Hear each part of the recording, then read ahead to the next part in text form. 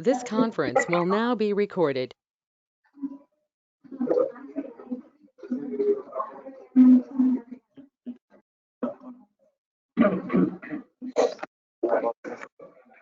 नाही यांना बघा मला काय ठीक आहे असं बघ हे दिसतंय का बरोबर आहे का काय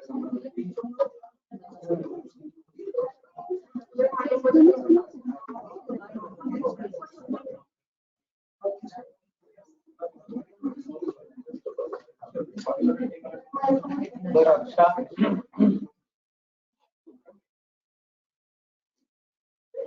सुरू करूया.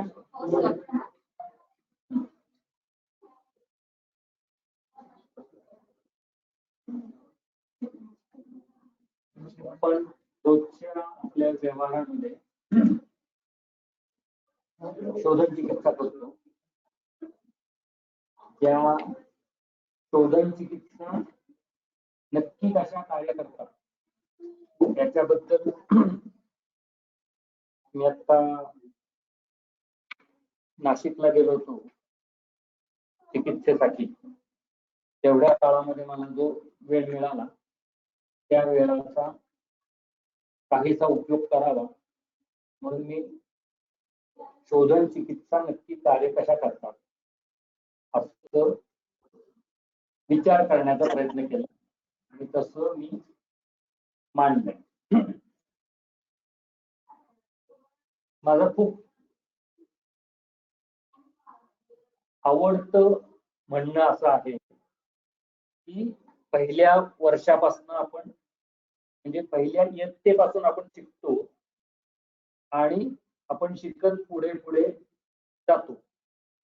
आत्ताची अभ्यास पद्धती अशी आहे की पहिलीचा अभ्यास करायचा आणि विसरून जायचं, दुसरीचा अभ्यास करायचा विसरून जायचं. तीच सवय आपल्याला 10वी पर्यंत असते किंवा असं विसरून जायचं असतं आणि आधीच आपल्याला फारसं लक्षात ठेवण्याची गरज नसते अशा तऱ्हेचं आपल्याला एक इम्प्रेशन केलं जातं. कारण आधीच्या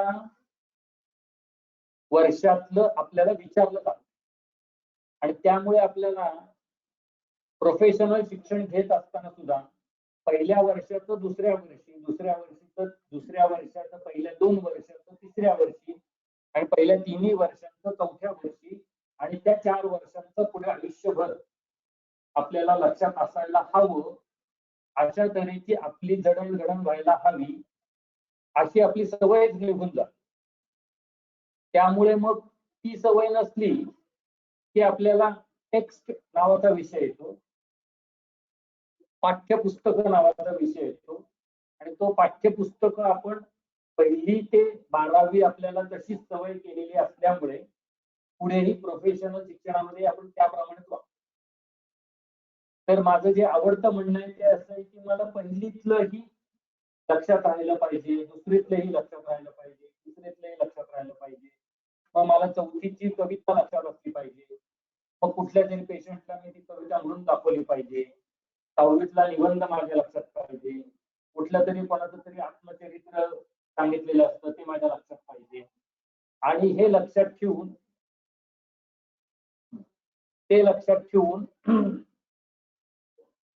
मी त्याचा वापर व्यवहारात करू शकलो पाहिजे आणि त्या दृष्टीने मी ही शोधन चिकित्सा आणि त्या कशा कार्य करत असाव्या असं माझ्या 10वी, 11वी, 12वीतल्या शिक्षणाचा परिपाक म्हणून किंवा त्याचं रिफ्लेक्शन म्हणून मी ते मांडण्याचा प्रयत्न केला.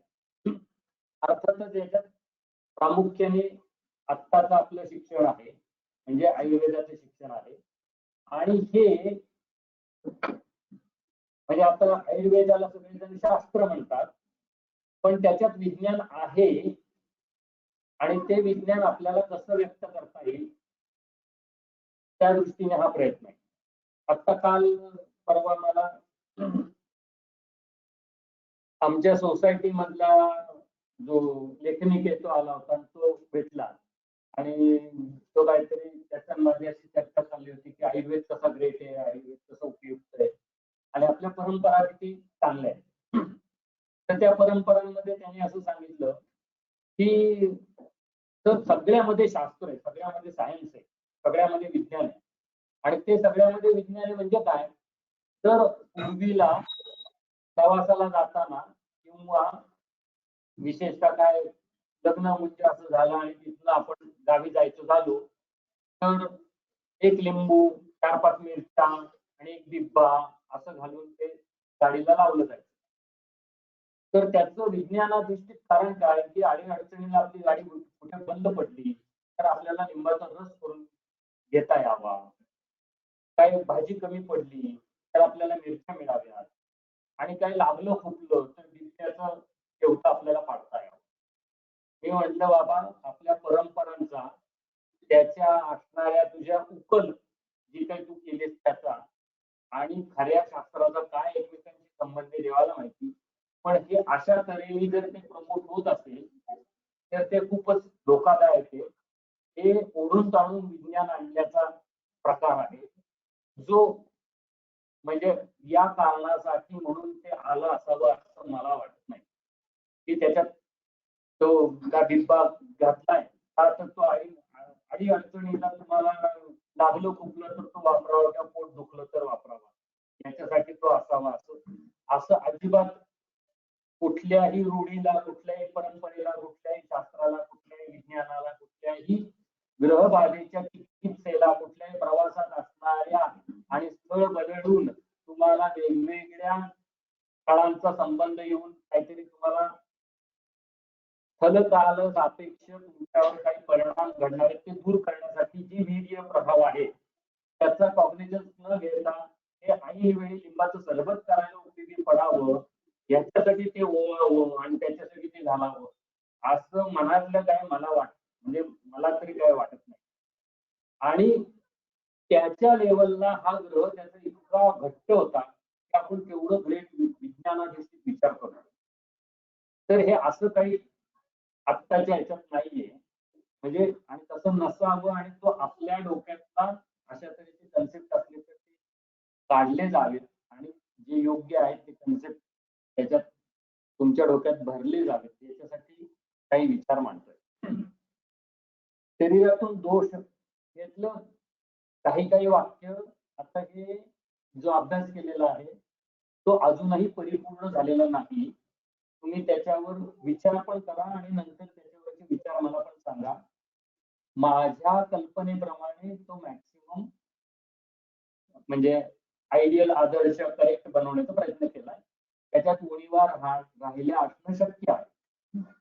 शरीरातून दोष वेगळे करण्याच्या वेगवेगळ्या पद्धती स्थानानुसार शोधन करणे, स्थानाचे शोधन करणे, त्या स्थानाच्या प्रभावाखाली असणाऱ्या एरियाचं शोधन करणे असा मुख्य हेतू प्रत्येक शोधनाचा असला तरी त्या प्रत्येक शोधनाने सर्वांग शुद्धी होते असे आपल्याला अनुभवाला येते. उदाहरणार्थ नसत्याने शिरोविरेचन होते हे आता सगळ्यांना माहिती. असं असलं तरी नसत्याच्या फलश्रुतीत असणाऱ्या लाघवम शीर्षयोगे सुख स्वप्न प्रबोधन विकारो उपशम शुद्धी इंद्रियाणाम मनस्सुखम. नंतर त्याच्यात पुढे आर्थिकाला त्याचा उपयोग आहे, पक्षवादाला उपयोग आहे असं आलेलं आहे. यामध्ये सर्व देहाचा त्याच्यामध्ये अंतर्भाव होतो आणि निद्रा स्वप्न सुख असं जर म्हटलं तर ते अनेक कारणाने होतं. उदाहरणार्थ अंगमर्द खूप श्रम केल्याने अंगमर्द झालंय आणि अंगमर्दासाठी नस्य केलंय आणि नस्त्याने सर्व शरीराचा अंगमर्द गेलेला आहे असं आपण आपल्या अनुभवाला येतो. बाकीचे मी इकडे बघू ना.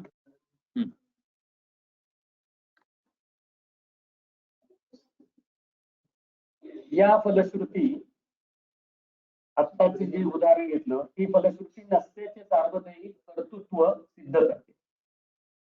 शिरोवेरेचनाने मस्तिष्क इंद्रिय शुद्धी होते कारण शिरस्थानी सूक्ष्म इंद्रिय असतात. इंद्रिय व्याप्ती सर्व देहगत आहे. आपल्याला त्वचा माहिती आहे तर स्पर्शनेंद्रिय सर्व देहगत आहे. सर्व देहाचे नियंत्रक आणि मूल आहे. अर्थातच इंद्रियांचे मालिन्य आणि त्याची शुद्धी ही सार्वदेहिक मालिन्य आणि सार्वदेहिक शुद्धी यांच्याशी कॉम्प्लिमेंटरी पूरकत्वाने वागते. म्हणजे मस्तिष्क किंवा सर्व देह जर मलिन असेल तर मस्तिष्क मलिन होण्याची शक्यता, आणि सर्व देह शुद्ध असेल तर मस्तिष्क शुद्ध होण्याची शक्यता राहते. तेच आपण उलट तिरुविरेचनाने किंवा नसत्याने आपण मस्तिष्क शुद्धी केली तर सार्वजनिक परिणाम आपल्याला आपण मिळवू शकतो. अर्थात शिर आणि शरीर किंवा शुद्धी आणि शरीर हे परस्पर परिणामकारक असतो दाखवते. पण एकाच प्रकारचे शोधन आपण आयुष्यभर करायचे ठरवले तर अपेक्षित शुद्धी करू शकणार नाही. ठीक आहे का? एकाच प्रकारचे शोधन आपण सतत करत राहिलं. माझी 10 वमनं झाली, माझी 10 विरेचनं झाली, मी 6 बस्तीचे कोर्स केले, म्हणून जरी यांची व्याप्ती पूर्ण देह शुद्ध करण्याची असली तरी एकाच प्रकारची शुद्धी मी सतत करत राहिलो तर माझ्या शरीराची संपूर्ण शुद्धी होईल असं होणार नाही. यासाठी याचाच अर्थ काय, तर उर्वरित म्हणजे आता आपण 4 धरतोय, तर उर्वरित शोधनाचं स्वतंत्र महत्व आहे.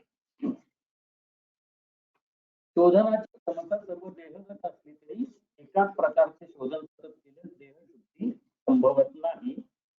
अर्थात शरीर शुद्धी कर एकच कर्म नसू शकत. नेक्स्ट, हे त्याचं डायग्रामॅटिक काय म्हणायचं. आता याच्यामध्ये मला आणखी एक करायचं होतं की वमनाचा काही भाग विरेचनात कव्हर होतो, विरेचनाचा काही भाग नस्त्यात कव्हर होतो, नस्त्याचा काही भाग रक्तशुद्धीमध्ये कव्हर होतो, असं ते एकमेकांमध्ये पाहिजे होतं.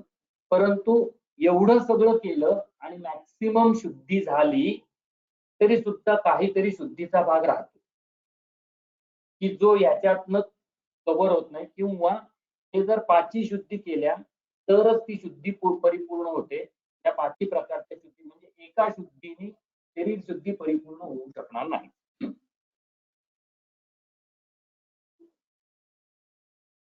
आपण कितीही केलं तरी 100% शुद्धी ही मिळवू शकत नाही. सर्व प्रकारच्या शुद्धी आपण केल्या, 5 प्रकारच्या शुद्धी केल्या तरी सुद्धा 100% शुद्धी आपण मिळवू शकत नाही, आणि म्हणूनच मृत्यू निश्चित असतो. पण सतत सर्व प्रकारची शुद्धी करून आपण दीर्घायुषी नक्की होऊ शकतो. आणि त्या दीर्घायुष्यामध्ये कुठपर्यंत आपण ताणू शकतो, तर अगदी सत्ययुगापर्यंत 400 वर्षाचं आयुष्य सुद्धा मिळवू शकू. असा एक काय म्हणायचं त्याला प्रिन्सिपल बेस्ड वाक्य. जसे जसे पुढचं म्हणजे आपल्याला 400 वर्षाचं आयुष्य आपलं कमी होऊन प्रत्येक युगामध्ये कमी कमी झालं असं म्हटलेलं आहे. सत्ययुग, त्रेतायुग, द्वापार युग आणि कलियुग. त्यामुळे कलियुगामध्ये 100 वर्षाचं आयुर्मान सांगितलेलं आहे. आता पुढचं असं झालं की जसे जसे प्रज्ञापराध वाढू लागले तसे तसे आयुर्मान कमी होऊ लागले. जसे जसे प्रज्ञापराध वाढू लागले तसे तसे आयुर्मान कमी होऊ लागले. उदाहरणार्थ,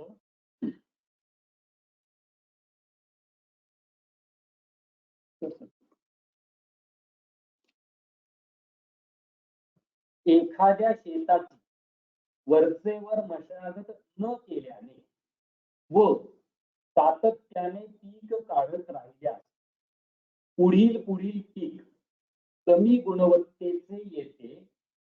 याप्रमाणे पृथ्वीवरून शोधनाचे किंबहुना आयुर्विज्ञानाचे महत्व कमी झाल्याने आयुर्मान कमी कमी होत असल्याचे घडत असल्याचे दिसून येत आहे.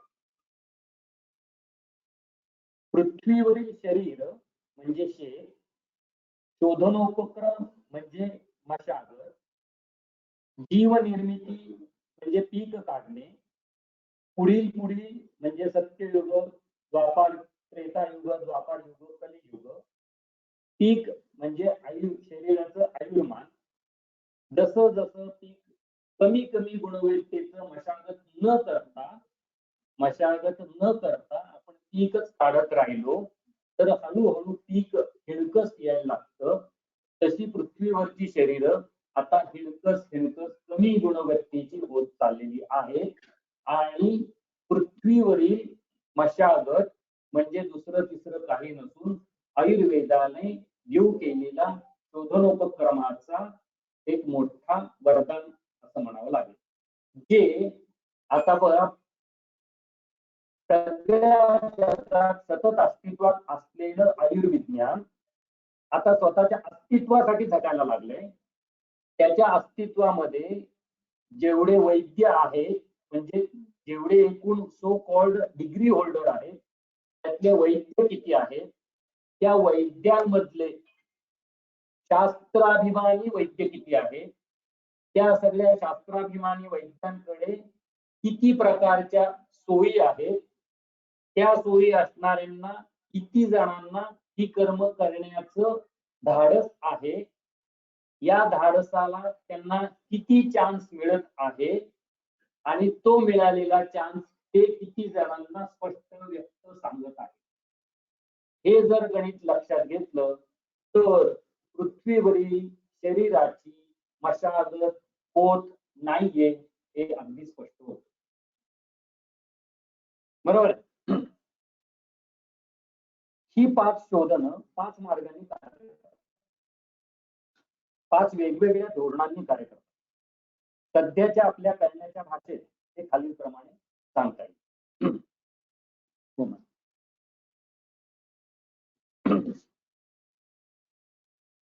वमनाबद्दलची वमन कसं घडतं किंवा घडत असावं असं म्हणू आपण. वमन द्रव्य शरीरात जाऊन दोषांना उपसून बाहेर काढ, उपसून ऊर्ध्व मार्गाने शरीराच्या बाहेर काढ. विहिरीतून पाणी काढताना जसे कष्ट होतात तसे या द्रव्यांना काम करावं लागतं. त्यांना उपसून बाहेर काढण्यासाठी कष्ट पडतात. त्यामुळे वमनात वामक द्रव्य कमी पडलं तर शरीराला त्रास होतो. आणि जसं उपसून काढताना म्हणजे माझी बादली कलंडली, रोप घट्ट नसलं, ताकद कमी पडली तर मला जेवढं पाणी यायला पाहिजे, जेवढी बकेटची क्षमता आहे, जेवढी गरज आहे त्यातलं काहीच होणार नाही. ते अल्प होईल आणि फार भरभर काढलं तर पाणी खूपच वाया जाईल आणि मिळणार कमी. त्यातलं काही होईल तर या वमन द्रव्यांना दोषांना उपसून बाहेर काढून ऊर्ध्व मार्गाने शरीराच्या बाहेर काढून टाकण्याचं कार्य करावं लागतं. अर्थात ही जे चित्र दाखवलंय अशा तऱ्हेची संप्राप्ती शरीरात वमन शोधन चिकित्सेमध्ये घडते. या द्रव्य म्हणून ही द्रव्य जास्त करून वामक द्रव्य कुठची, मदन मधुकलंबा निंबबिंबिविषा, बरोबर. आणि वमनोपग कुठची, तिन्ही यष्टी, तीर आणि इक्षुर ही वमनोपग द्रव्य ही सगळी मधुर आहे. आणि वामक द्रव्य ही सगळी जास्त करून आकाशीय वायवीय आहे.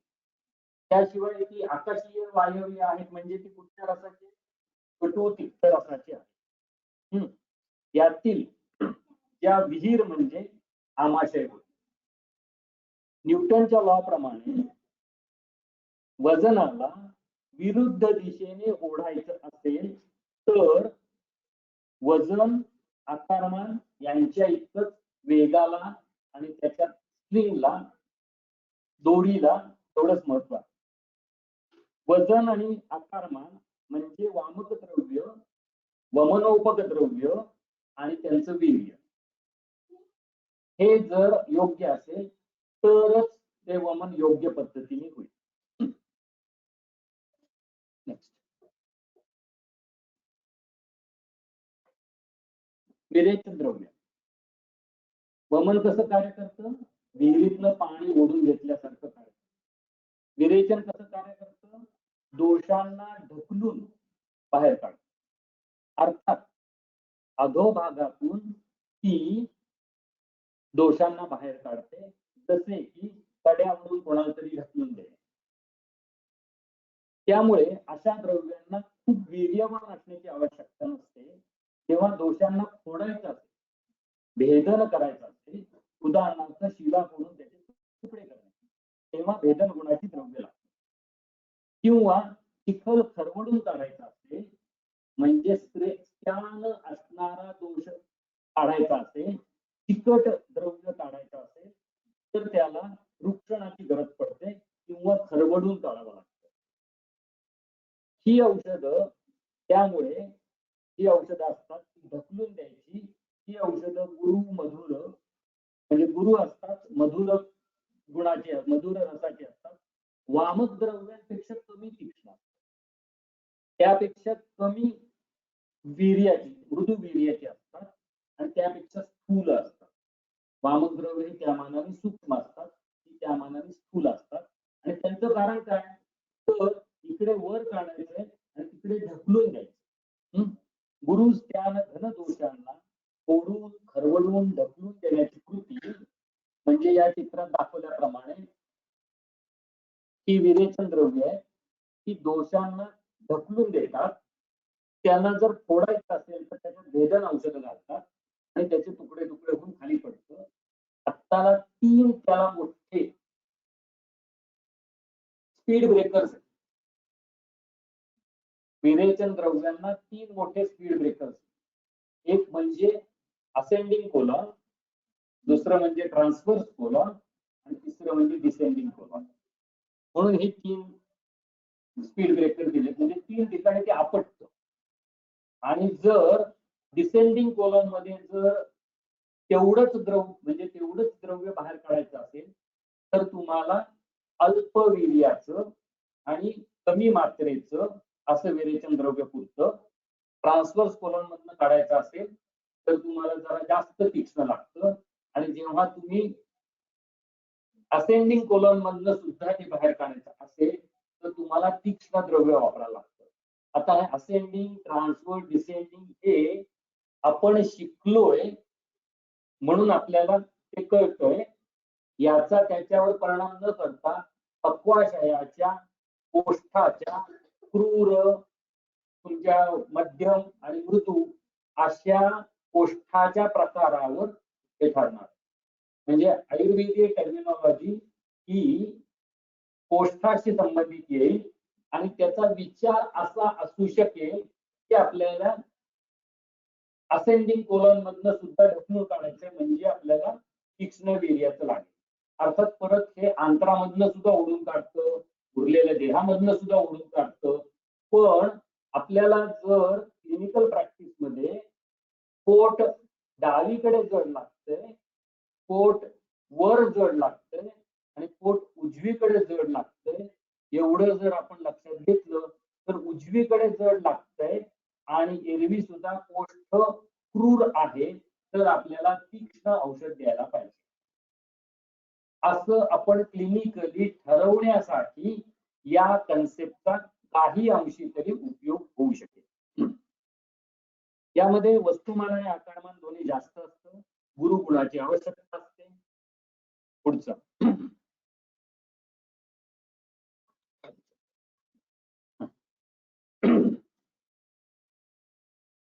अधोभागातील द्रव्यांना अधोभागीच ढकलून देणे हे गुरुत्वाकर्षणाच्या मदतीने थोडस सोपं असतं. त्यामुळे आता साधी विचार करा की वैद्य स्वतःच्या प्रॅक्टिस मध्ये वमन जास्त वापरतो का विरेचन जास्त वापरतो? भले त्यांचं महत्व किती आहे ते आपण नंतर बघू, पण आता जाऊ द्या ना, विरेचन घेऊन टाका असंच करतो तो. काही नाही तर गंधर्वाडीचं ठिकाणी घ्या, म्हणजे ते तेवढं तो असं ठीक आहे, काही नाही तर थोडस मदन बळ टाकवा, होईल उद्या उलटी, असं नाही म्हणत. तो एरंडे स्नेह साठवायचं म्हणत असतो. आता या गोष्टीवर स्ट्रायकरने सोंगटी पॉकेटमध्ये घालण्यासाठी आपल्याला स्ट्रायकरवर पूर्ण नियंत्रण पाहिजे. तरच आपण सोंगटी किंवा स्नूकर मधला चेंडू आपण पॉकेटमध्ये घालू शकतो. आपला स्ट्रायकरचं नियंत्रण सुटलं, जेवढं पाहिजे तेवढं नाही गेलं. आपण ते म्हणतो ना कॅरम मध्ये पडलं, अरे पड ना म्हणजे स्वतःच पडायचं का ते माझं नियंत्रण कमी पडलं हे नाही. मग जोरात गेलं की स्ट्रायकर पण आत जातो. म्हणजे विरेचन दिल्यानंतर पेशंट आणि वैद्य दोघे खड्डे. 17 वेळ झाले, 18 वेळ झाले. आम्ही नॅन्सीच्या वडिलांना विरेचन दिलं, 18 वेळ झाल्यावर आमची छाती धडधडायला लागली. आता आमचा स्ट्रायकर पण पडतोय का? आमचा स्ट्रायकर तिथं कोपऱ्यावर जाऊन थांबला. त्याच्यावर आपलं नियंत्रण पाहिजे. इकडे तिकडे होकलं तर संपलं. मग तो काय सांगतो, पोट दुखतंय, डोकं दुखतंय, जड वाटतंय, झोपण्याला लागतंय, ते पुढचे होतातच. म्हणजे व्यापक निश्चित आहे, कारण तुमच्या स्ट्रायकरवरचं नियंत्रण इथे गुरुत्वाकर्षणाच्या दिशेने सोपं वाटणार असून सुद्धा आपल्याला काळजी घ्यायला लागते. ते असं नाही की आपलं ढकललं की आपलं जाऊन पडतंय, असं नाही. तरी सुद्धा विचार शरीर खूप मदत करतं आणि ते आपलं पडतं. आपण त्याच्यावर काही उरलेलं समजत नाही. आजूबाजूला अंतरानं किती धक्का लागला त्याचा आपल्याला पत्ता नसतो. त्यामुळे आपण पण खुशीत असतो. झाले ना 4 वेग, चांगलं झालं, चालू अजून पुढच्या आठवड्यात परत. तर ते नियंत्रणाचा अभाव असतो. तिसरं रक्तमोक्षण. आता याच्यात जरा तुम्हाला थोडं इंटरेस्टिंग विषय आहे थोडा. रक्तमोक्षणाचे प्रच्छान, जलौका, सीरावेद आणि आलाभ अशी 4 गोष्टी. यातील उपकरणं आणि त्यामागील तत्वज्ञान थोडंफार वेगवेगळं असलं तरी रक्त हे शरीराच्या मध्यम मार्गातील सर्वात परिघाजवळचं पेरीच्या जवळ असणारा धातू आहे. सगळ्यात बाहेरचा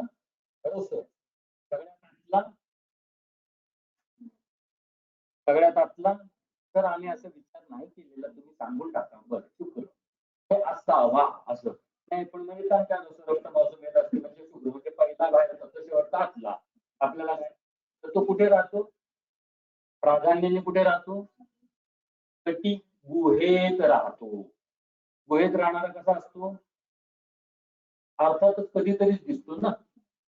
सारखा तो बिबट्या बाहेर यायला लागला किंवा सिंह बाहेर यायला लागला तर आपली पंचायत व्हायची आणि त्याची पंचायत होते. सारखा बिबट्या बाहेर आला, कर्वे रोडवर रस्त्यावर आला की त्याला मारून टाकतात, पकडून नेतात, प्राणी संग्रहालयात ठेवतात. सारखं बिबट्याने कटी गुहेतनं बाहेर यायचं नाही, बरोबर आहे. म्हणजे त्यांनी तसंच लपून राहायचं आणि जेव्हा गरज पडेल तेव्हा तरी सुद्धा तो कटी गुहेत असून सुद्धा त्याचा दरारा मात्र सगळे जमतात. तो राहतो गुहेत, परंतु त्याचा दरारा मात्र सगळीकडे असतो. वरपासून खालपर्यंत नखा, केसापासून नखापर्यंत त्याचा दरारा. जसे जसे प्रज्ञापरात घडू लागले तसे तसे अशुद्ध चिकित्सेचे पेव फुटले.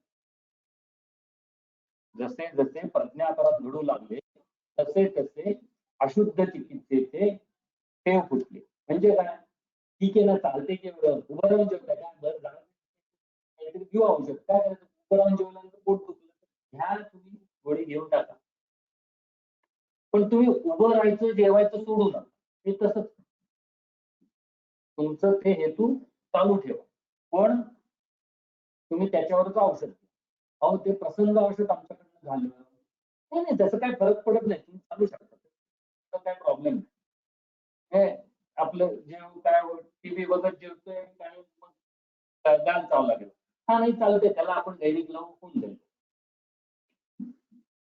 तिकडे टीव्ही मोबाईल बाहेर ते नाही चालणार असं म्हणायची पद्धतच गेली. त्यामुळे काय झालं, अशुद्ध चिकित्सेचे पेव फुटत. अशुद्ध चिकित्सेने शरीरात सर्वात मोठा बदल झाला तो म्हणजे दोषांनी मध्यम मार्गात गुप्त राहण्याची नवीन पद्धत शोधून काढली. अशुद्ध चिकित्सेने काय झालं तर दोषांनी मध्यम मार्गाचा मार्ग निवडला, ना आत ना बाहेर. नाही मी रक्तमोक्षणाने येत, नाही मी वमन विरेचनाने नाही येत, मी राहतो मध्ये. असं झाल्यामुळे मध्यम मार्गातील व्याधींची संख्या वाढायला लागली. ते कुठल्या कुठल्या रूपात दिसायला लागलं, मग कॅन्सरच्या रूपात दिसायला लागलं. सगळ्यांना आवडता माझा त्यातला एक रोग कुठचा,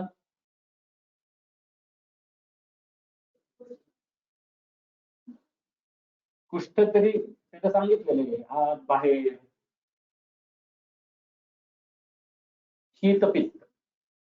आता जेवढ्या जेवढ्या लोकांना ऍलर्जी म्हणून म्हटलं जातं त्या सगळ्यांना शीतपित्त होतं. हे शीतपित्त जेव्हा पहिल्यांदा लिव्हर सिरोसिसच्या पेशंटला किंवा कुठल्याही अशा तऱ्हेच्या यकृताच्या रोगांना औषध देऊन शीतपित्त यायला लागलं, तेव्हा मी माझ्या केस पेपरवर नोंद करून ठेवलेली हे पुस्तकात दिलेलं शीतपित्त नाही. म्हणजे पुस्तकातच दिलेलं आहे, पण जे शीतपित्त नावाच्या रोगात, मग ते एवढं शीतपित्ताला वमन का सांगितलं आणि शीतपित्ताला भैप परिमार्जन म्हणून सरसो का तेल का सांगितलं. पण ते आतनं बाहेरनं आत ढकलायचंय आणि मग आतनं बाहेर काढायचंय अशी गरज होत असल्यामुळे या दोन्ही चिकित्सा शीतपित्ताला उपयोग म्हणजे कराव्याच असं आहे. नुसतं कुठलं तरी एक औषध लावून ते जाणार नाही. मग जसं जसं प्रज्ञापरात घडायला लागले तसं तसं अशुद्ध चिकित्सेचं पेव फुटलं. आत्ता तर ते फुटलेलं असं आहे की प्रत्येक गोष्टीला परिणाम नष्ट करणारी चिकित्सा दिली जातात. ब्लड प्रेशरची चिकित्सा, डायबिटीस मध्ये साखर वाढल्याची चिकित्सा, हेतूंची चिकित्सा नावाची गोष्टच आत्ताच्या शास्त्रामधनं गेली. आणि असं असल्यामुळे मध्यम मार्गामध्ये दोष जाऊन राहायला लागले आणि याच चिकित्सा काय करायची तर तो अवयव काढून टाकायचा. गर्भाशय काढून टाकलं, स्तन काढून टाकलं, यकृत काढून टाकलं, फुफ्फुस काढून टाकलं, आंत्र कापून टाकलं, अशा तऱ्हेने ते व्हायला लागलं. त्यामुळे बहुतांश रोगांच्या ज्ञानासाठी निदानासाठी सध्याची पॅथी ही कम्प्लीट ब्लड काउंट किंवा रक्तांतर्गत विकृतीचे परीक्षण करण्याची पद्धत आत्ताच्या शास्त्राला गवसली. कारण हे सगळ्या विकृती त्या रक्तात जायला लागल्या आणि रक्ताची तपासणी केली की आम्हाला काहीतरी ज्ञान होतं असं कळायला लागलं. म्हणून कम्प्लीट ब्लड काउंट किंवा रक्त परीक्षण. आता ॲलोपॅथीला सप्त धातूंची कन्सेप्ट नाही, पण त्यांना ही कन्सेप्ट आहे की रक्तात काहीतरी राहतं. रक्तात जे राहतं ते तपासतात. रक्तात येतं कुठनं आणि नॉर्मल रक्त कसं असतं त्याची त्यांना कुठे जाणीव. नॉर्मल रक्त कसं असतं म्हणजे रोग नसलेलं रक्त हे नॉर्मल असतं असं दिलेलं, म्हणजे असं ते समजतात.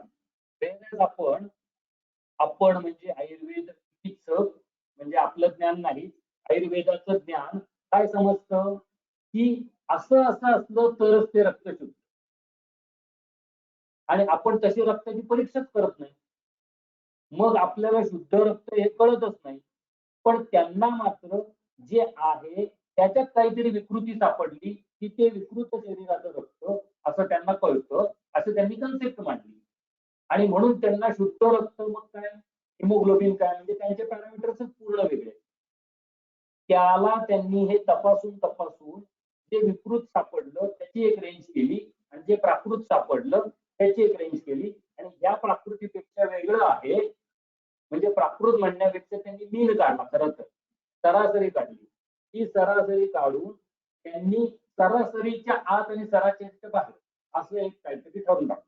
आणि जसे शोध लागत गेले केमिस्ट्रीचे तसे त्यांना याच्यातलं कॅल्शियम, याच्यातलं पोटॅशियम, याच्यातलं अमोनिया, याच्यातलं अमुक, याच्यातलं तमुक, कारण रक्त सर्व शरीरात पसरतं. आमच्या मते सर्व शरीरात पसरून प्रत्येक पेशीशी टच करून त्याचं जीवन कार्य हे जीवन कार्य करत असतं. आणि हे जीवन कार्य करायला जसं जर एखादा मळा, एखादा शेत उत्तम अशा पाण्याची सगळीकडे पाणी पुरवतोय, तर त्याची पिकं कशी येतील. आणि त्याच्याऐवजी मी त्याच्यामध्ये काहीतरी आपण धरून चाललो असताना ती चुनखडी घातली आणि ते पाणी दिलं, किंवा असं काहीतरी रंग घातला आणि पाणी दिलं, तर ते रंगीत होत होत जाईल की नाही, हळूहळू हळूहळू. म्हणजे जसं पाणी असायला पाहिजे तसं न होता त्याच्याऐवजी विकृत पाणी जर ते संपूर्ण पेशींना गेलं, तर संपूर्ण पेशी हळूहळू तशा होत जातील. एक, किंवा त्या वाफ्यांमध्ये आपण काहीतरी विकृत ठेवत गेलो तर ती विकृती त्या पाण्यात शिरतील. समजतंय? म्हणजे या वाफ्यांमधलं पाणी त्यांच्यात झिरपून काउंटर होणार. म्हणजे एखाद्या वाफ्यामध्ये आपण असं धरून चालू की काय आपण भरपूर अमोनिया घातलेला, फर्टिलायझर घातलेला, पण दुसऱ्या ह्याच्यात नाहीये. तर या वाफा भरून वाहिल्यानंतर त्यातलं पाणी पुढे जाणार किंवा त्या दुसऱ्या मूळ स्ट्रीम मध्ये जाणार, थोडं थोडं झिरपून का होईना. आणि त्यामुळे मग आपल्याला आता हे सगळं ब्लड एक्झामिनेशन का करत असावे, तर त्याचं हे उत्तर असू शकतं की मध्यम मार्गात ते जातात आणि मध्यम मार्गाची तपासणी केल्यानंतर मला विकृती मिळते. मध्यम मार्गातील व्याधींसाठी डायरेक्ट मध्यम मार्गातून दोष शोधन करण्यासाठी त्वचेच्या अगदी जवळ परंतु मोठ्या शिरांची निवड केली जाते.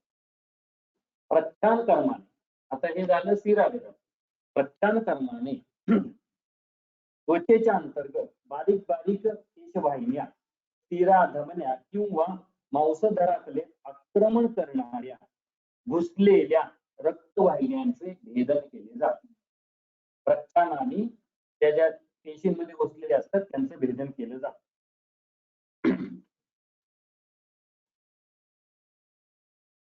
जलौकांनी टिप कागदाप्रमाणे, ब्लॉटिंग पेपर प्रमाणे विशेषतः दूषित रक्ताचे शोषण केले जाते. त्यासाठी एका टोकाने सत करण्याची क्षमता असणाऱ्या आणि दुष्ट रक्त हा ज्यांचा आहार आहे, दुष्ट रक्त ज्यांना प्रिय आहे, अशा जलौकांचाच वापर ही आयुर्वेदावर एक दैवी कृपाच नव्हे का? की एवढं सगळं असताना त्यांना जे आवडतं, म्हणजे असं एक उदाहरणार्थ सांगतो. आमच्या ह्याच्यात काहीतरी सांडपाण्याचं नळ पाईप फुटलेला आहे आणि आमच्या इथं येतं डुक्कर आणि ते सगळं खाऊन जात. त्या डुकराला हे आवडणं आणि म्हणून त्यांनी ते साफ करणं हे आपल्यावर दैवी कृपाच नाही का? म्हणजे शरीरातलं दुष्ट रक्त ओढणारे किंवा रक्त पिणारे इतकी जण आहेत, पण दुष्ट रक्त आवडणारे झाला. मग त्या रक्तच नसतं, दुष्ट नसलं तरी त्या रक्त पिणार. मग दुष्ट असलं तर पहिले दुष्ट रक्त पिणार. म्हणजे मी जेवायला गेलो तर मला पहिले जिलेबी आवडणार, तर मी पहिले जिलेबी खा, आणि काहीच नसलं तर जे असेल ते खा. बरोबर. जळवांच्या अभावात त्याच तत्वाचा वापर करून शंख, अलाहू यांचे कार्य होते. पण जळवांप्रमाणे त्यांना शुद्ध आणि दुष्ट असा विवेक नसतो. त्यामुळे नाजूक सुकुमार व्यक्ती, सरळ दोष यांच्यासाठी अलाहू, शंख न वापरता त्या विशिष्ट स्थानाकरता जळवांचा वापर केला जातो. परंतु या सर्व प्रकारात वमन विरेचनाप्रमाणे धोधो बहुप्रमाणात निश्चेष शोधन होऊ शकत नाही. का? कारण हे रक्त या मध्यम मार्गागत धातूशी संबंधित शोधन आहे. व्यानाच्या सेंट्रिफ्युगल फोर्सचा इथे वापर केला जातो किंवा त्याचा वापर करून शरीरातनं तिरक्या दिशेने रक्त बाहेर काढण्याचं तंत्र स्वीकारलं जातं. नेक्स्ट. नस्य. या शोधन प्रकारात अनेक प्रकार असून सुद्धा त्यांची कार्यपद्धती भिन्न असली तरी त्यातील साम्य असे आहे की अतिशय नाजूक तरीही कॉम्प्लेक्स स्ट्रक्चर मधून मोठ्या आशयातून छोट्या मुखाने गुरुत्वाकर्षणाच्या नियमाची मदत घेऊन आणि शिवाय अपकर्षण तक्षण नियमाने आशयातील दोष आणि मग दोष ज्यांच्यात राहतात असे द्रव्य, दोषरूपी द्रव्य आशयाबाहेर ओढून काढणे किंवा ढकलणे किंवा स्लाइड करणे किंवा शोषून घेणे अशा तऱ्हेची कृती या सर्व प्रकारच्या नस्त्यांमध्ये कॉमन आहे. माठातलं पाणी त्याच्या लहान मुखातून स्वतः उंची वजन त्या पोटेन्शियल एनर्जीनी बाहेर पडते. त्याच्याऐवजी लवचिक प्लास्टिकची पिशवी दाबली तर त्यातील पाणी बाहेर पडते.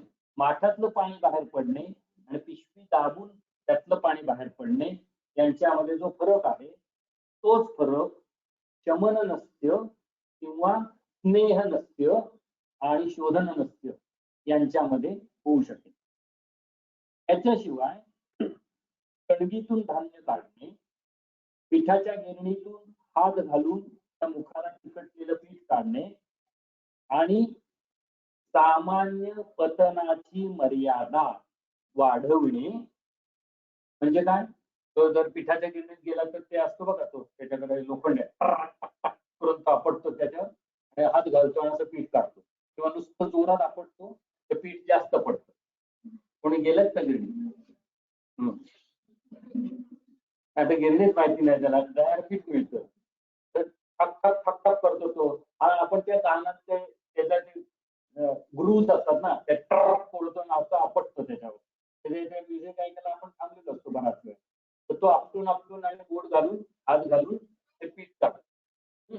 मग एक असतं ते का बरं कसं करतो तो? थोडक्यात तो काय करतो? नसते करतो, म्हणजे आपलं आपलं पडतच असतं पण तो हात घालून ते ओढून काढतो. मग आता इथे 3 चित्र दाखवली. कणगीमधनं धान्य पडतं. कणगी म्हणजे 2 भिंतींच्या मध्ये धान्य भरलं जातं.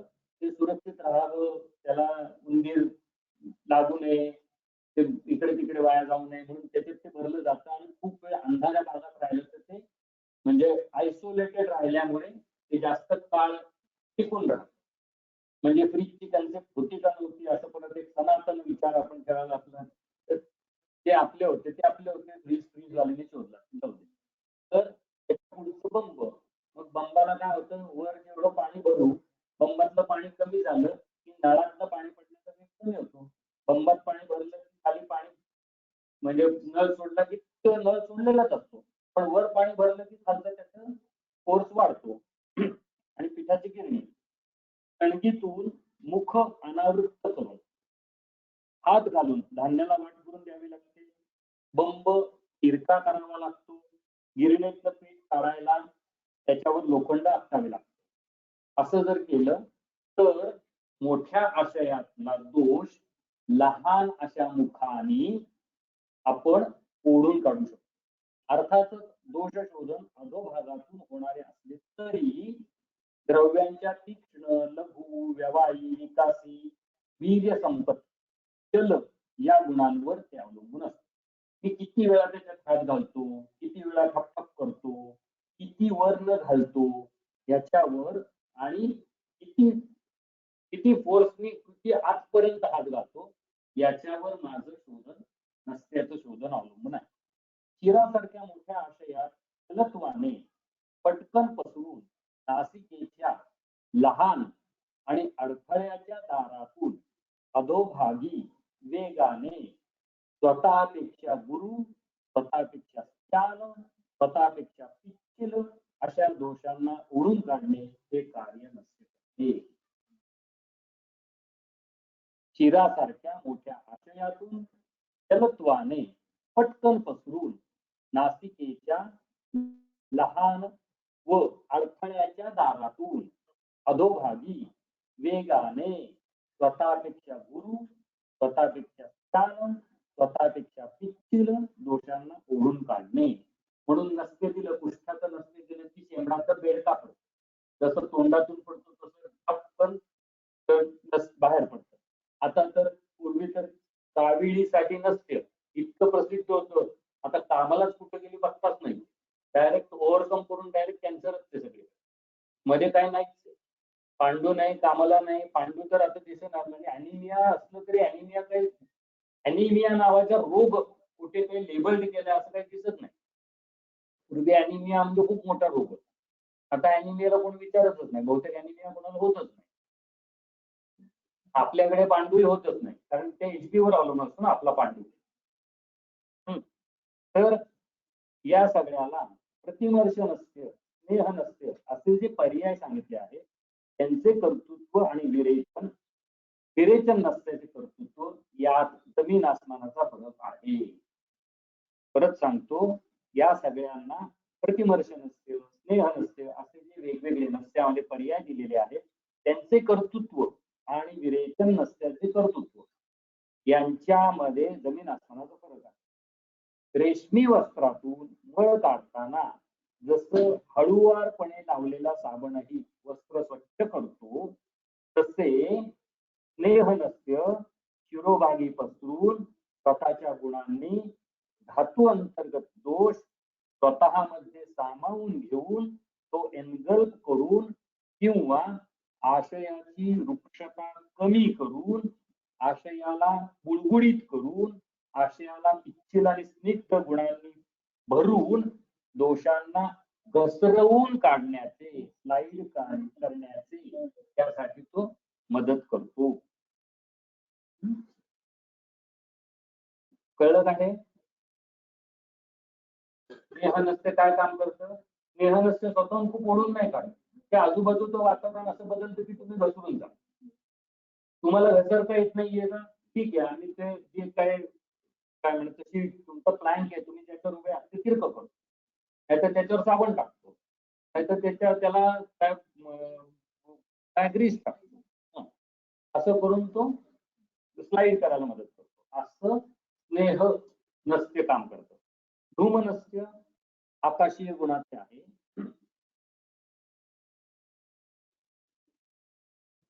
चिरस्थ अवकाशांमार्फत ते चिराला त्वरित व्यापते व गुणांचे आदान प्रदान करते. दोषांचे अपकर्षण होते व द्रव्य रूपी वायू रूपी दोषांद्वारे शुद्धी होते.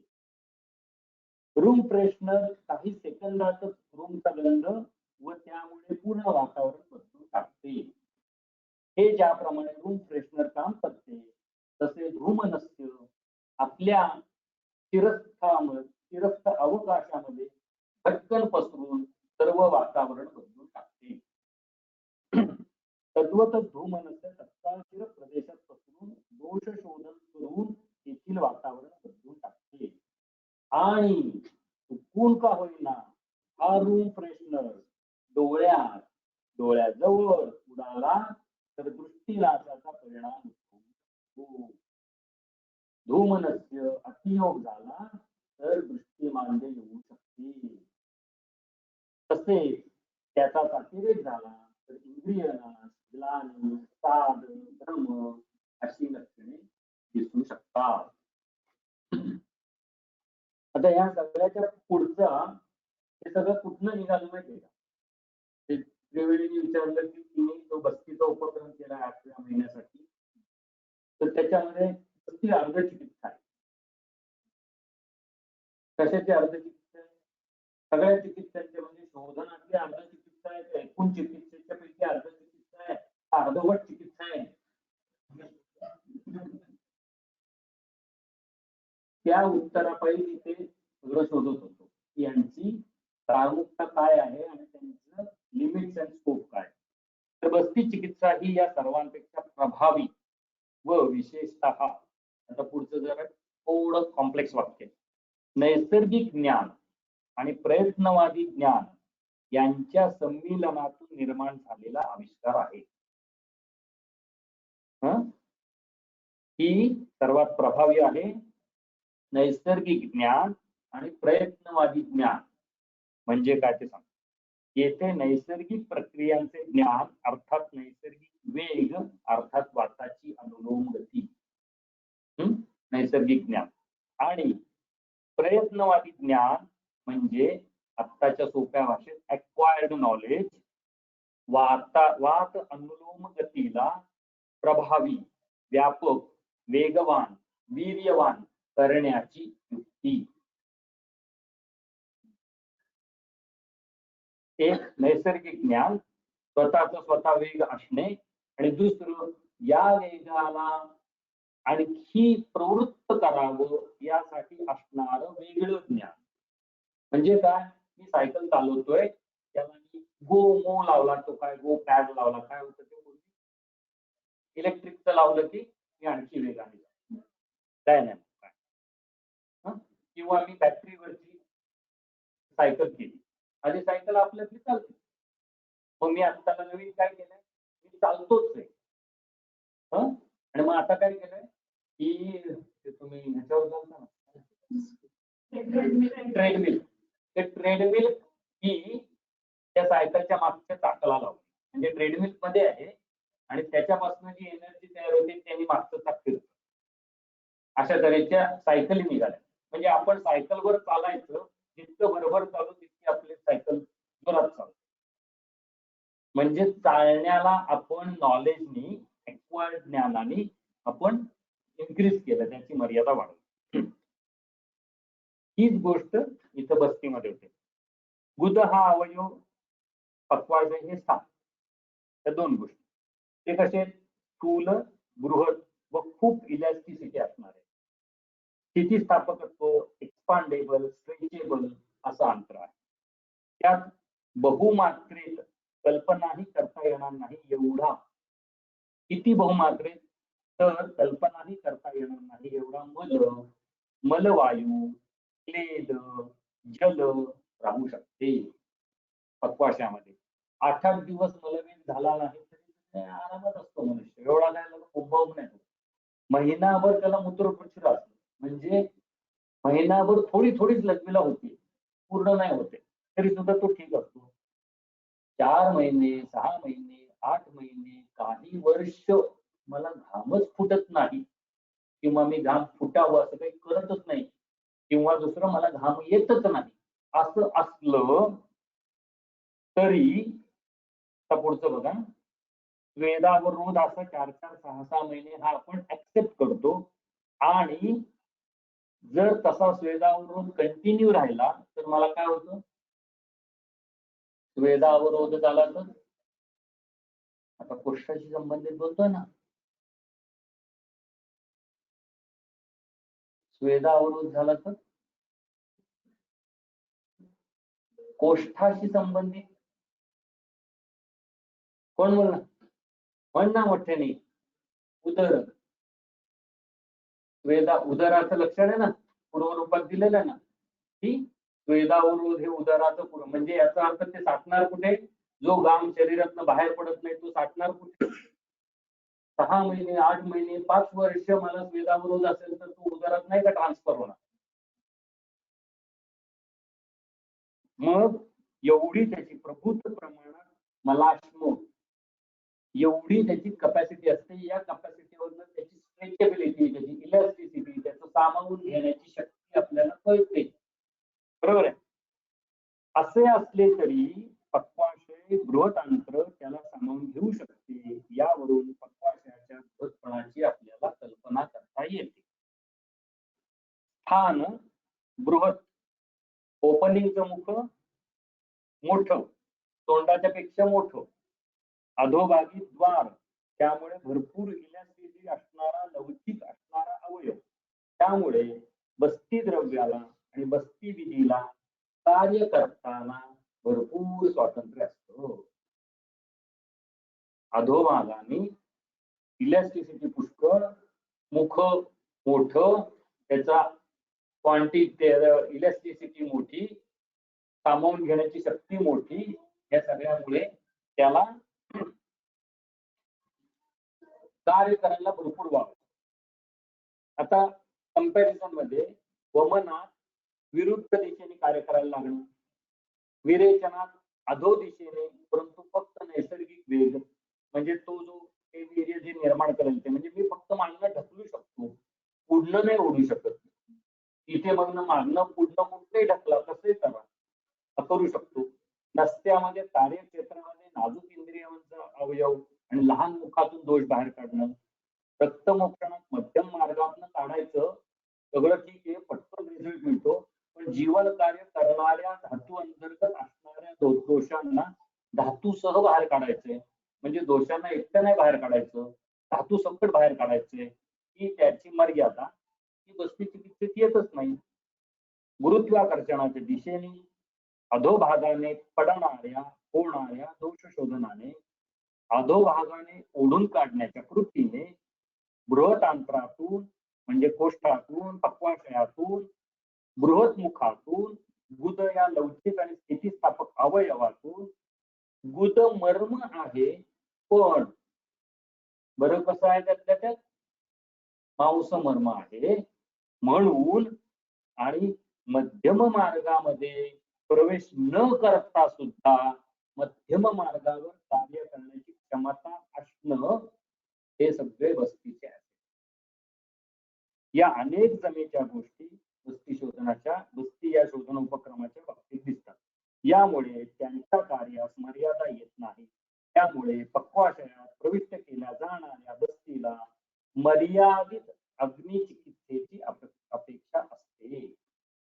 वमन विरेचनाप्रमाणे पाचकाग्नीची प्रक्रिया होऊन सर्व देहगत पसरून मग कार्य करण्याची गरज रिलेटिव्हली वस्तीला नसते. आंत्र हा कोष्ठाचा भाग आहे.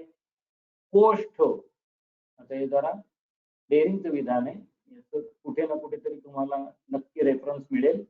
मी ह्या मिनिटाला मला विचाराल की याचा रेफरन्स कुठे, तर मला माहिती नाही. हे सत्य हो, रेफरन्स कुठे माहिती नाही. कोष्ठ हे स्मृतीचं स्थान आहे. इंद्रिय प्रसाधनाचे कार्य हे कोष्ठावर अवलंबून असते. यामुळे पक्वाशयात औषध म्हणजे बस्ती द्रव्य प्रविष्ट करून सर्व देहावर, सर्व दोषांवर, सर्व आशयांवर, सर्व इंद्रियांवर अग्नीला ताण न देता बस्तीचं कार्य होतं. जसे चूल पेटवल्यावर खाली काष्ठ पेटून अग्नी स्वतःचे कार्य करतो आणि चुलीच्या तळ भागात काष्ठ जळून राख तयार होते. या चुलीतील निखारे पूर्ण विझण्याआधीच पूर्ण जळालेली राख काढून घेतली आणि पुन्हा इंधन दिले तर पुन्हा अग्नी प्रकाशमान प्रज्वलित होऊन स्वतःचे कार्य करतो. किंवा निखारे नसतीलही तरी सगळी राख काढली नवीन काष्ठरूपी इंधनाद्वारे, म्हणजे काय, नवीन काष्ठ इंधनाद्वारे म्हणजे काय, संसर्जन क्रमाने आपण त्याला काष्ठ पुरवले तर पुन्हा जीवन कार्य सुरू होते. हीच क्षमता बस्ती या शोधन चिकित्सेने देहात होते. मलरूपी राख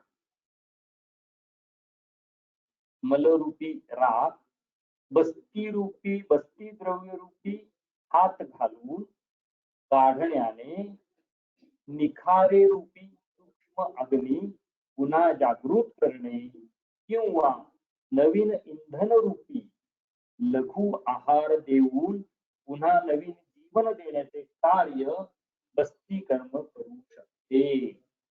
जोपर्यंत स्थूल रूपी देह अस्तित्वात असते तोपर्यंत बस्ती रूपी शोधन कार्य करू शकते.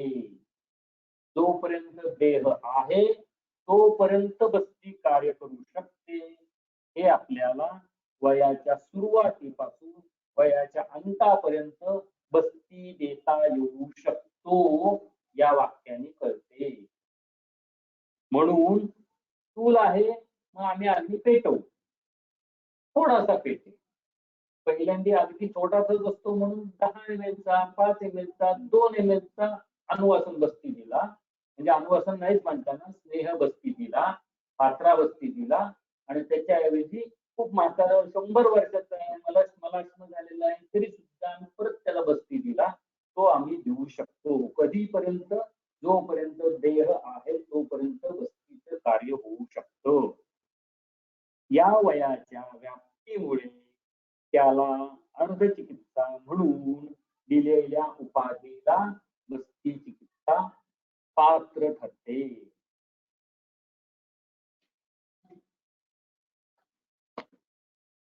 वमनासाठी वमनोपद्रव्य मधुर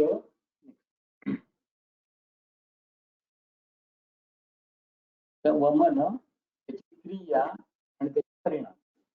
वमन मुख आमाशय ग्रहणे आणि वामक द्रव्य आणि वमनोपद्रव्य स्थूल आणि परिणाम काय? शिर उर आमाशय ग्रहणी आणि सर्वदेह. सगळीकडे सर्वदेह कॉमन, पण इथे प्रामुख्याने शिर उर आमाशय. आता आपल्याला श्लोक पाहिजे, मग विरेचनाने काय होतं? त्याचं तोंडावाटे दिलं जातं आणि परिणाम कुठे होतो? तर ग्रहणी पक्वाशय विशेष परिणाम. मग तो काय? नेत्र पक्वाशय ग्रहणी सर्व नस्य असा गुहेद्वारे दिलं जातं, सूक्ष्म स्वरूपाचं असतं. क्षीर ऊर्ज चतुर्गत सर्व इंद्रिय याच्यावर काम करतात. आता ते नस्य सर्व देहावर कार्य करतं आणि इंद्रियांवर कार्य करतं. इंद्रियांवर कसं कार्य करतं? तर ते किती सूक्ष्म असतं? तर गर्भाशयांतर्गत असणाऱ्या, होतं का नव्हता आधी दिलं दाखवलं? हा,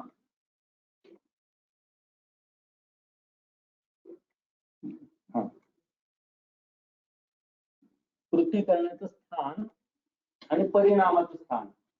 तर नस्य करतो गर्भाशयाच्या गर्भाचं लिंग बदलण्याचं काम करू शकतं, इतकं त्याचं सूक्ष्म काम.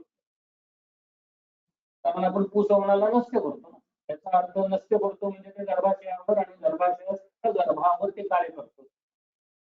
आता गर्भाशयाचं गर्भावर कार्य करतं असं आपण धरून चालू की शिरावर कार्य करतो, म्हणजे 2 शिरांवर कार्य करतो. एक ह्या शिरावर आणि त्या गर्भाशयातल्या शिरावर कार्य करतो.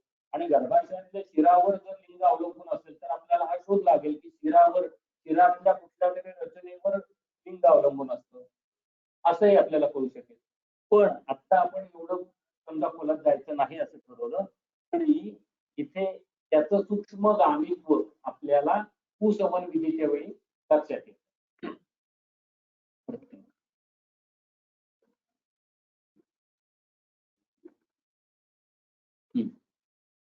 रक्तमोक्षण, त्वचा रक्तवाहिन्या, नंतर त्याचा परिणाम स्थान मध्यम मार्ग, आशय, कला, मांस, मेद, इंद्रिय. आणि बस्तीमध्ये गुद आणि पक्वाशय हे स्थान. तिथं सूक्ष्म स्थूल सर्व प्रकारचं देता येतं, सर्व प्रकारची बस्ती आहेत आणि सर्व देहगत त्याचा परिणाम.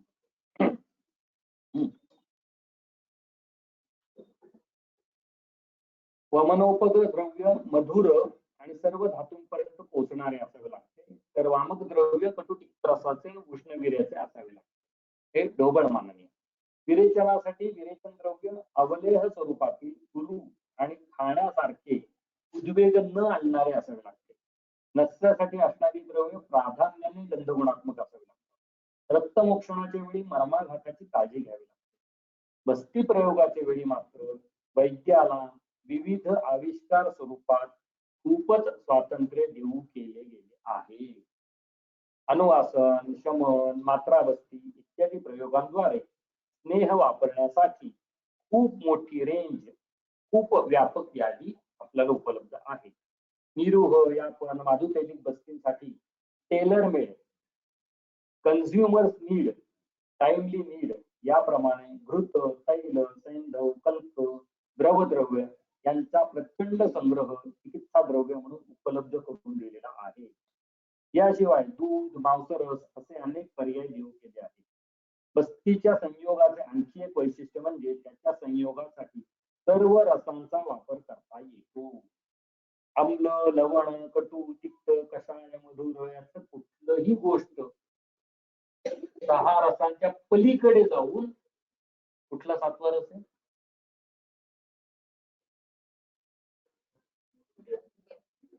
हम्म 4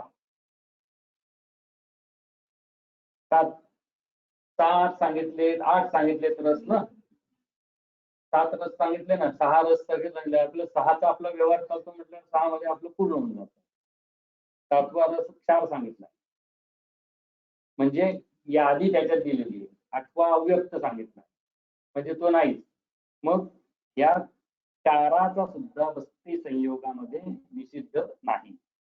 अंतराच्या इलेस्टिसिटीमुळे रसायनिक क्षमतेमुळे मोठ्या मात्रेत व घनत्व अधिक असलेला काढा संयोग वापरता येतो.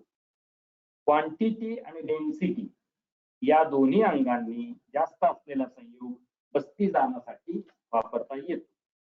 बस्तीच्या प्रमुख प्रकारांमध्ये निरोह, माधुतैलिक, आपण यांची मात्रा घनत्व जास्त असले तरी या मानाने कमी धोकादायक ठरते.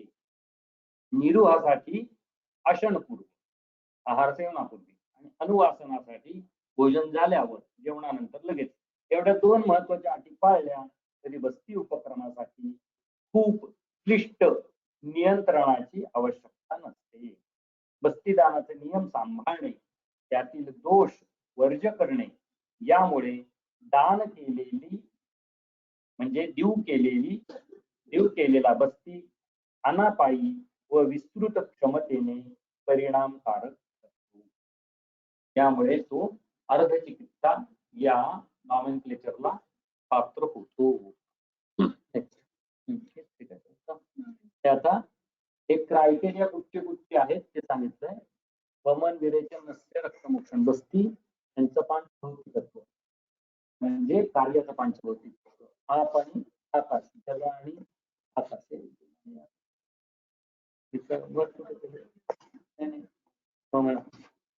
आप आणि पृथ्वी असं विरेचनामध्ये नाही वायू नाही बरोबर आप आणि आकाश ऊर्ध्व चतुर्गती विरेचनासाठी पृथ्वी आणि आप नस्यासाठी आकाश आणि वायू रक्तमोक्षणासाठी तेज आणि वायू आणि बस्ती पंचमहाभूतात. इथे रस वमनाचं तिक्त विरेचनाला मधुर नस्याला कटू किंवा आम्ल इथे आम्ल पाहिजे.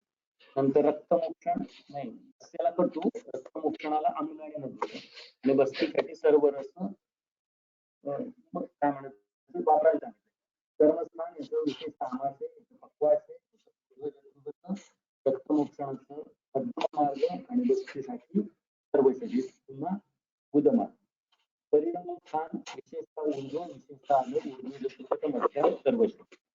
वस्तुमान जे वापरलं जातं त्या द्रव्याचं वस्तुमान इथं 1+ धरलं तर इथं 3+ वापरू शकतो. आकारमान इथे वमनासाठी जेवढं वापरलं जातं त्याच्या दुप्पट तिप्पट आपल्याला एका वेळी म्हणजे एका वेळी मी 2 ग्लास पाणी पितो 3 ग्लास पाणी पितो पण एका वेळी बस्ती मात्र 1 लिटरचा देऊ शकतो 1260चा देऊ शकतो एका वेळी आणि असे मी 3 बस्ती देऊ शकतो. गुरुत्वाकर्षणाचा वमन हे विरुद्ध दिशेने कार्य करतं विरेचन हे त्या दिशेने कार्य करतं नस्य हे त्या दिशेने कार्य करतं रक्तमोक्षण तिर्यक दिशेने कार्य करतं आणि बस्तीचं कार्य गुरुत्वाकर्षणाच्या दिशेने. शोधनाचे महत्व साधारण याचं इंद्रियांवर कार्य याचा मध्यम मार्ग आणि पोष्ट ज्ञानेंद्रिय कर्मेंद्रिय जर बस्तीची कारणता बघितली तर आपल्याला त्या श्लोकात सगळं वाताचं क्षेत्र प्राण उदान समान असं वमनामध्ये आणि इथे बस्तीच्या मध्ये अपानाच्या अंतर्गत म्हणजे सर्व वायूंवर कार्य होतं. मार्ग याचा वमनाचा अभ्यंतर विरेचनाचा अभ्यंतर नस्याचा अभ्युय अभ्यंतर रक्तमोक्षणाचा मध्यम आणि बस्तीचा अभ्यंतर आणि पाणी म्हणून बस्तीला अर्धचिकित्सा आपण म्हणू शकतो. तर अशा तऱ्हेने आपण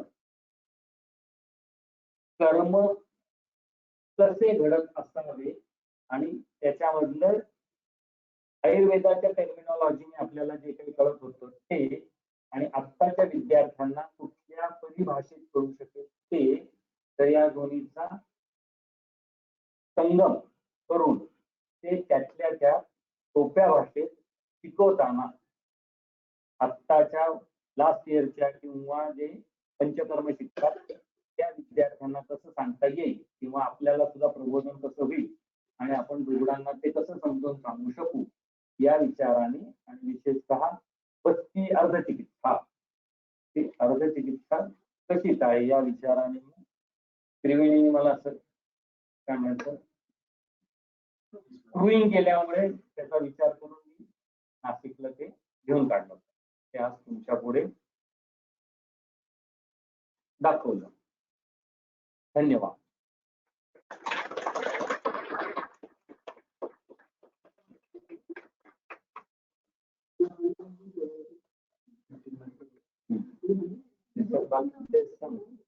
or